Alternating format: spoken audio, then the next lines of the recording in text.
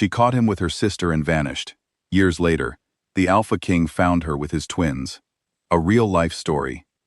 Nadia was not the kind of woman who made scenes. That is the first thing you need to know about her. She was the type of person who kept things inside her chest quietly. She dealt with pain on her own, in private, and she never gave people the satisfaction of watching her fall apart. Even as a little girl, she would go to her room and cry into her pillow, instead of screaming in front of anyone. Her mother used to say that Nadia had a spine made of something stronger than most people. She was probably right. So when Nadia saw her husband standing in the hotel lobby with her younger sister, his hand on her back, his lips near her temple, everything about them soft and familiar, and completely unmistakable, she did not scream. She did not walk through those glass doors. She did not throw the birthday cake she was holding onto the ground.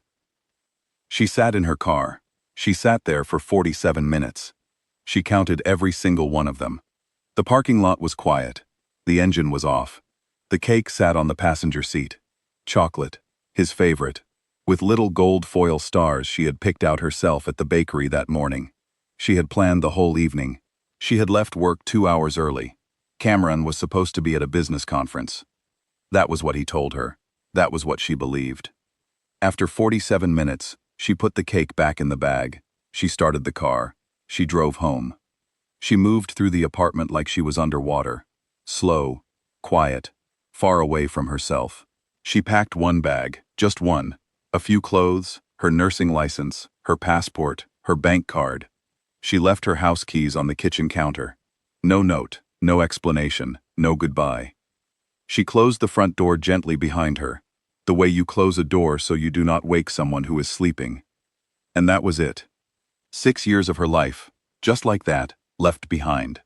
She drove 4 hours through the night to a coastal town called Marin's Bay. Her old friend from university, Priya, lived there. Priya was the kind of woman who had the good sense to understand that when a friend shows up at your door at 2 a.m. with one bag and a flat face, you do not ask questions. You make tea. Priya made tea. Nadia sat at the kitchen table and stared at the wall for a very long time. She had some money in her personal account, her nursing license, and a heart that felt like someone had stepped on it. That was all she had. That was what she was starting with. 3 weeks later, she found out she was pregnant.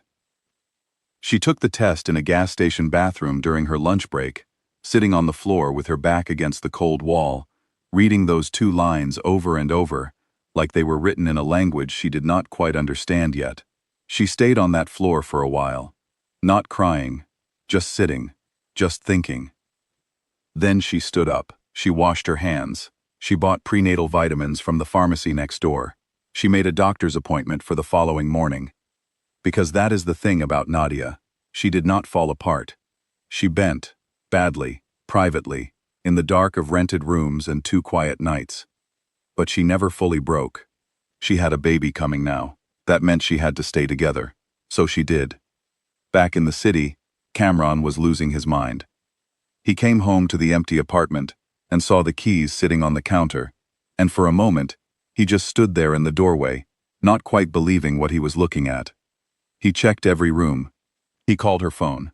It went to voicemail every time, again and again and again, and something cold moved into his stomach that night, and never really left. People who knew Cameron, and many people knew Cameron, called him the Alpha King. Not as a joke, just because that was who he was in every room he walked into. He was the CEO of a large real estate company, the kind of man who closed deals across 3 countries without breaking a sweat, who sat at the head of boardroom tables and never lost. His rivals watched him carefully. His competitors feared him. He had spent 15 years building an empire, and he had done it the way some people build walls, fast, strong, with no gaps. And now his wife was gone, and he did not know where she was. He called her parents. Her father hung up on him. He drove to her sister Zara's apartment.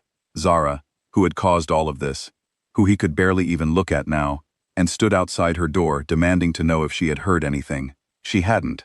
She looked as wrecked as he felt, which gave him absolutely no comfort. He hired a private investigator. The man searched for months and found nothing. Cameron kept working. He kept showing up. He kept winning. From the outside, nothing had changed.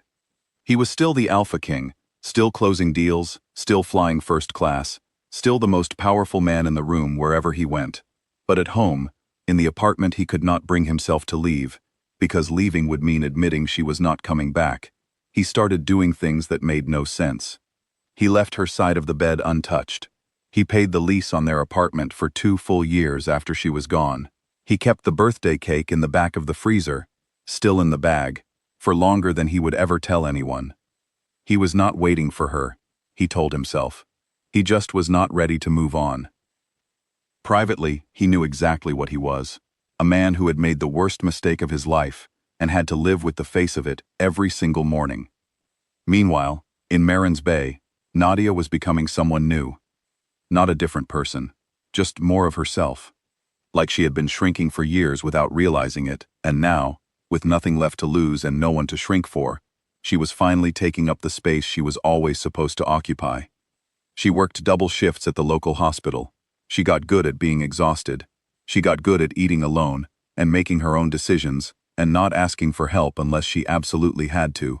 Priya stayed close, showing up with food and company and the kind of friendship that does not need to be thanked. Then the twins arrived. Not one baby, 2. Nadia had gone into the delivery room expecting one and come out with 2 small boys, and she laughed through her tears because of course there were 2. Her entire life, nothing had ever been simple. She named them Zayan and Rayan. She thought about the surname for a long time. She had gone back to her own family name after leaving. But when she looked at Zayan's face, really looked at it, she saw Kamran in every single line.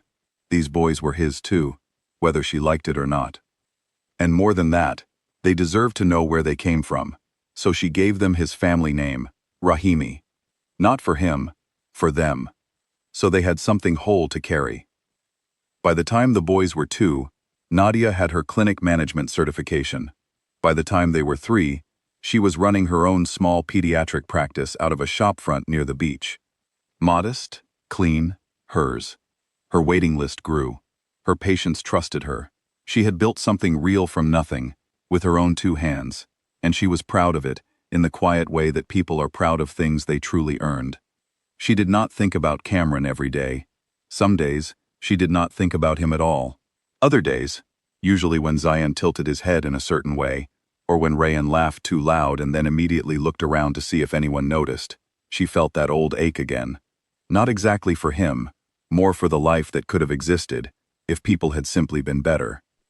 It was Zara who eventually broke. 4.5 years after the night at the hotel, Zara showed up at Cameron's office without calling ahead. She looked older, tired. The kind of tired that comes from carrying guilt for too many years in silence. She sat across from him, and she did not ask for forgiveness. She was past that, she said. She just wanted to tell him one thing. She had received a birthday card in the post, addressed to their mother. The return address on the envelope was in Marin's Bay. Kamran was on a plane within 6 hours. He found the clinic before he found her. A neat white sign above a shopfront near the water. Rahimi Pediatric Care. He stood across the road and stared at it for a long time. Then he crossed the street and walked in. Nadia was not there. She had just left to collect the boys from nursery. But 2 small children were sitting in the waiting area, drawing on paper with crayons. One of them looked up when the door opened. Dark eyes, his father's cheekbones, his grandfather's hands. The boy tilted his head and said, with the complete confidence of a child who has never been afraid of anything in his short life, "Are you here to see our mum?" Kamran could not speak. He stood in the middle of that small waiting room with its colorful chairs and children's drawings pinned to the walls, and he felt the entire ground shift under his feet. The receptionist behind the desk was already picking up the phone. Nadia walked through the door 20 minutes later, with a bag over each shoulder and a coffee she hadn't had time to finish. She saw him the moment she stepped inside, and for 1 second, just one, she felt the full weight of everything she had survived. Then she set it down. She put it away. She moved. She handed the boys' school bags to the receptionist. She looked at Zayan and Rayan and told them, in a voice that did not shake at all, to go and play in the back room. They went without question, because they trusted her completely, the way children trust mothers who have never once let them down. Then she turned to Cameron and said, "You should have called first." He said, "You would have run." She did not deny it. They went to the coffee shop 2 blocks away. Nadia chose a table near the window, in public, surrounded by ordinary people doing ordinary things. She sat down, folded her hands on the table, and waited. Cameron did not make excuses. He had spent 4.5 years thinking about what he would say if he ever found her, and in the end, he said the simplest version of the truth, that he had been a coward. That what happened with Zara was not about love, not about anything real. It was one moment of weakness that cost him everything he cared about. That he had known it was his fault from the exact second he understood that her car had been in that parking lot. That he searched for her because she deserved to hear it from him directly. She had done nothing wrong. That was all he was asking for. He was not asking for anything else. Nadia listened to all of it without interrupting. Then she asked him one question. "Did you love her?" He said no. She believed him. It did not fix anything, but it closed something that had been quietly bleeding for a long time. Then she told him about the boys. She watched his face while she said it. She watched the shock come in, and then the grief. And then something else. Something that was too big and too sudden to have a name yet. She watched him look toward the window in the direction of the clinic, and then look back at her. His eyes were full in a way she had never seen from him before, not in 6 years. She told him plainly, she would not keep him away from Zion and Rayan. She was not that kind of person. But she would not make it easy or fast. The boys were the most important thing, always. And if he wanted a place in their lives, he would earn it. Slowly, carefully, without shortcuts. He agreed immediately. She almost did not believe him, but she watched his eyes when he said it, and something in her decided to wait and see what kind of man he actually was now. He did not move to Marin's Bay right away. He rented a small apartment there. He came twice a week, sometimes 3 times. He took the boys to the beach and let them bury his shoes in the sand, and did not say a word about it. He sat on the floor and helped them build block towers. He did not rush. He did not try to be their father before they were ready to let him be. He followed their lead. He showed up every time he said he would.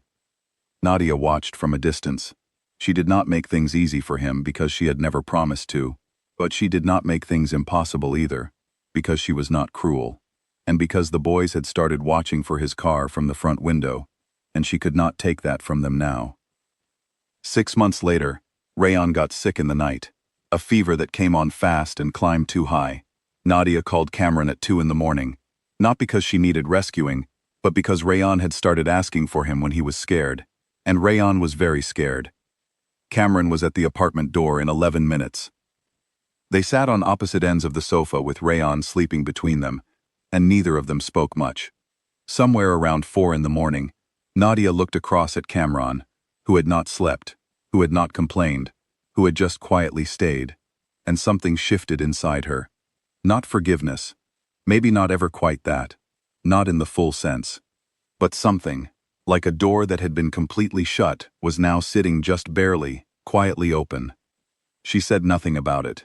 He said nothing either. The story ends the way real life does, not with a big dramatic moment, but with a Sunday morning. The boys are 5 now. Kamran is in the kitchen making breakfast. It has taken a full year to reach a point where that is even possible, and it is still careful, still new, still the kind of fragile that all rebuilt things carry inside them. Nadia is standing in the doorway holding her coffee. Zion is demanding pancakes. Rayan is standing on a chair, helping, getting in the way of everything. Cameron catches her looking. He does not smile yet. He just holds her gaze for a moment, steady, quiet, saying nothing out loud. Nadia looks away first, but she does not leave. And for now, that is more than enough. The end.